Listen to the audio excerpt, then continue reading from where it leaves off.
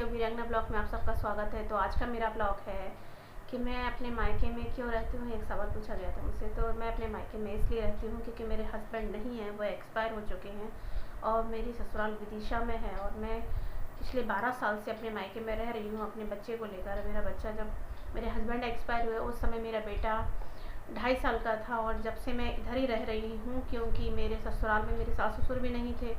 तो पापा ने उस समय ये सोचा कि अगर हम बेटे को यहाँ छोड़ते हैं तो उसकी देखभाल कौन करेगा। और जब कहने को जेठानियाँ हैं, मेरी जेठ भी हैं, लेकिन आज के ज़माने में आप लोग जानते हैं कि कोई किसी का नहीं होता है। कहावत होती है ना कि माँ बाप हैं तो लड़की का मायका है और ससुराल है तो लड़की का पति है तो लड़की का ससुराल है। तो बस मेरे साथ भी वही सिचुएशन है कि मेरे पति नहीं थे तो मेरी ससुराल भी नहीं है और मेरे माँ बाप हैं तो वो मुझे यहाँ लेकर आए हैं। और मैं जब से पिछले 12 सालों से यहीं रह रही हूँ अपने माँ बाप के साथ और अपने बच्चे को पाल रही हूँ। काफ़ी समस्याएं थी ससुराल में, घर भी था तो वो भी बेच दिया था। तो इस सिचुएशन की वजह से फिर मैं कैसे रहती वहाँ और कोई देखभाल करने के लिए नहीं था। तो पापा ने सोचा जवान बेटी है, हम वहाँ कैसे छोड़ दें। फिर वो बार बार नहीं जा सकते थे, दूर था 400 किलोमीटर। तो यही सारे कारण थे कि मुझे आके यहाँ रहना पड़ रहा है। अपने बच्चा छोटा है उसकी देखभाल के लिए, और मैं कुछ जॉब भी नहीं करती थी कि मेरे हस्बैंड की कोई जॉब हो, गवर्नमेंट जॉब या उनका कोई बिजनेस हो, प्राइवेट जॉब वो भी करते थे। तो ये सारी समस्याएं थी।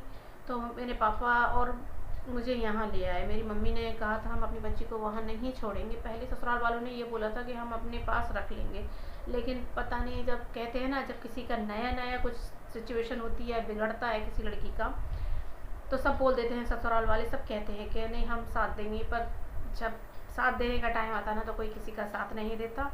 सबको अपनी ज़िंदगी अकेले ही काटना पड़ती है। तो बस मैं भी अपने मायके में अपनी ज़िंदगी काट रही हूँ। यहाँ पे भी अपनी टीचिंग करती हूँ और टीचिंग के थ्रू ही अपना जो भी खर्चा है वो चला लेती हूँ।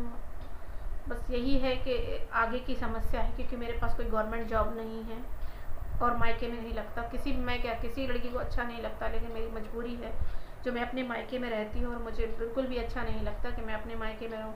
अपना घर होता है, कैसा भी हो, टूटा हो फटा हो। लेकिन उस समय सिचुएशन कुछ अलग थी, जब मेरे पास घर ही नहीं था तो फिर मेरे माँ बाप वहाँ कैसे छोड़ते हैं। तो बस मेरे सामने मेरे आगे की फ्यूचर की टेंशन है कि मैं क्या करूँगी, कैसे करूँगी, मुझे कुछ समझ नहीं आता।